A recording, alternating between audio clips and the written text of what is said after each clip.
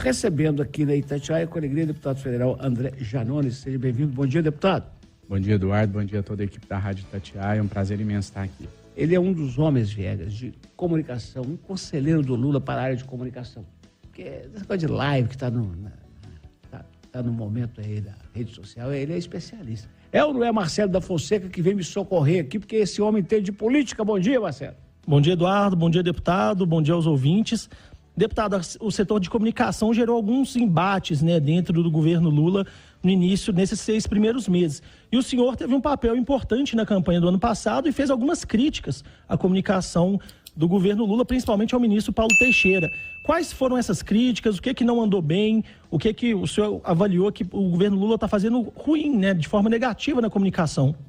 Olha, eu acho que a eleição do ex-presidente Jair Bolsonaro no ano de 2018, ela ensinou, ou pelo menos deveria ter ensinado, muitas coisas para nós, né? Uma delas é a existência das chamadas bolhas. Então, por exemplo, eu tinha em uma determinada rede social cerca de 20, 30 milhões de visualizações em cada transmissão que eu fazia até alguns anos atrás, e mesmo assim eu voava abaixo do radar, ou seja, boa parte da imprensa, da classe política sequer sabia da minha existência. Isso é muito perigoso.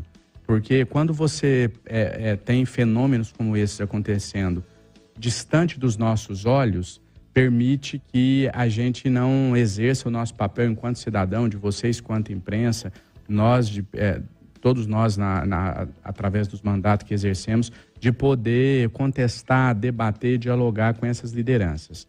Então, a eleição do presidente Bolsonaro mostrou isso. Muitas pessoas nem sabiam que o Bolsonaro existia quando viram, olha, como é que esse cara está aqui, quase virando presidente da República. O que justifica isso? E aí eu parto para finalizar respondendo a sua indagação quanto às falhas que eu tenho apontado. Muitas pessoas ainda não perceberam que o momento que a gente vive hoje é de uma disputa de narrativas. Hoje, o que está em jogo não é... Felizmente ou infelizmente, eu vejo positivo por um lado, porque você tem uma maior participação da população, e negativo por outro, porque você deixa de debater assuntos importantes para o país, mas o fato é que hoje em dia o que está em jogo é uma guerra de narrativas, né? Na minha análise, eu respeito quem pensa o contrário, essa análise é subjetiva, mas na minha análise, para aquilo que eu acredito e que eu defendo para o nosso país, principalmente no quesito fortalecimento da democracia, o presidente Lula já fez em 6 meses mais que o ex-presidente Bolsonaro em 4 anos. Ora, mas então por que ele não está com 70%, 80% de aprovação, Janones? Porque a gente perde a guerra da narrativa, né? Vamos para um exemplo prático, para ficar mais claro o que eu estou querendo dizer. O presidente retomou agora as obras do Minha Casa Minha Vida. Isso é um fato concreto. As obras foram retomadas e mais casas serão entregues. Ponto. Então, essa é a ação. Qual que é a narrativa que chega lá na ponta? Olha, o ex-presidente Bolsonaro impediu a roubalheira na Petrobras. Por conta disso, o presidente Lula assumiu o governo com muito dinheiro no caixa e agora ele vai entregar as casas do Minha Casa Minha Vida. Então essa é a narrativa, essa é a disputa que a gente está perdendo. Então você tem a disputa para ver quem faz, quem entrega, para levar as melhorias para a sociedade. Você tem uma segunda disputa. Como a história é contada, é a que a gente está perdendo. Não basta a galinha botar o ovo. Também conosco, ele que também é do digital, repórter de política, Guilherme Peixoto, bom dia. Bom dia, Eduardo. Bom dia, Viegas. Bom dia, Marcelo. Bom dia, deputado. Deputado, ainda sobre a pauta comunicação, o presidente Lula adotou recentemente o expediente de fazer lives semanais. E aí tem lá o Marcos Uchoa fazendo perguntas. Como é que o senhor analisa esse formato? Que diferenças e semelhanças o senhor vê para o que o Bolsonaro fazia? Porque ele também era um adepto das lives. As lives, a comunicação através das redes sociais, ela é só uma parte do todo. A comunicação moderna, ela exige a construção de um ecossistema de comunicação para que ela possa ser efetiva. A comunicação do governo Bolsonaro, na minha visão, foi muito boa, é um case, mas nem ela atingiu tudo que poderia atingir. Com o crescimento das redes sociais, com o surgimento e com o crescimento contínuo das redes sociais, gerou-se uma falsa impressão como se tivesse uma disputa, por exemplo, aqui da rádio, a rádio disputando com a rede social, disputando com a televisão, disputando com o jornal impresso ou com o jornal ali através do aplicativo. Eu acho que poucos conseguiram perceber que esses diferentes meios de comunicação, eles são complementares.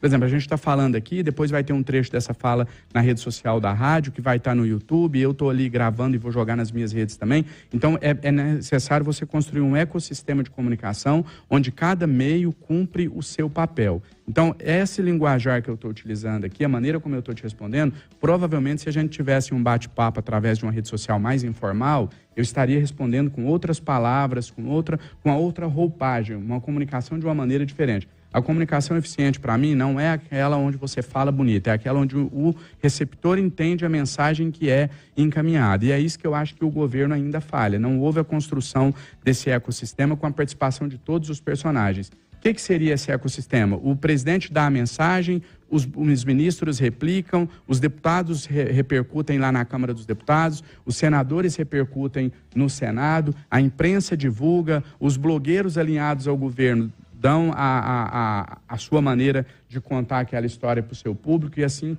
sucessivamente. O Bolsonaro fez algo parecido com isso e o governo ainda não conseguiu fazer. Então, por mais que o presidente vá bem na live, que a estrutura montada seja bacana, se não tiver essa noção de comunicação como um todo, vai ser muito difícil a gente conseguir comunicar da maneira efetiva. Ô, deputado, e falando dessas lives, né, o Marcos Uchoa, que é um grande jornalista, né, tem uma trajetória, mas não fica meio, parece muito combinado essas entrevistas, né, essas transmissões?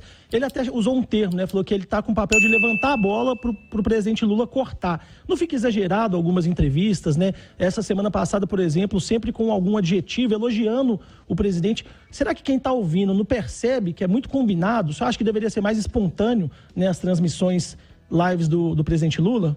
Na verdade, assim, antes de responder, dizer a admiração que eu tenho pelo Marcos Uchoa, acho um baita de um profissional, acho que ele está fazendo um excelente trabalho, mas ele é um jornalista.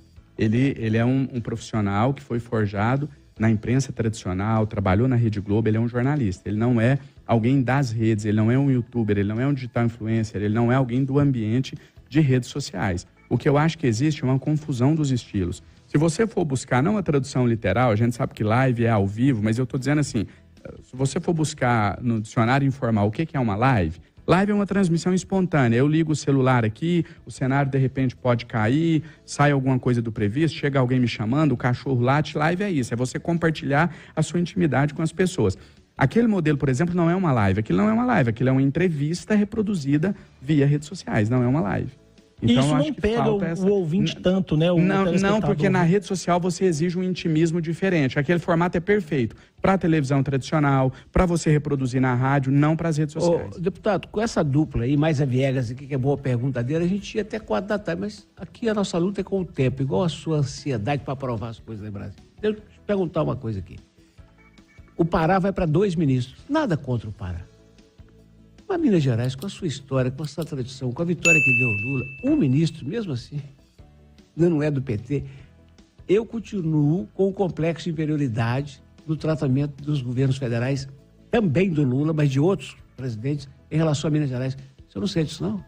Sinto, e eu vejo também, Eduardo, um vácuo de liderança no estado de Minas Gerais. Você disse muito bem, não vem de agora.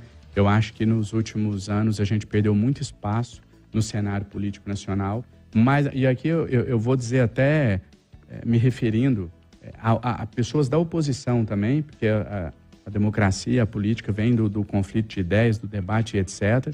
Eu fico otimista com o futuro. Eu acho que a gente está com alguns nomes vindo aí de uma nova geração na política em Minas Gerais, sem entrar aqui na questão, no mérito das atuações, se é de direita, de esquerda, se sou favorável ao contrário, mas eu acho que a gente, depois de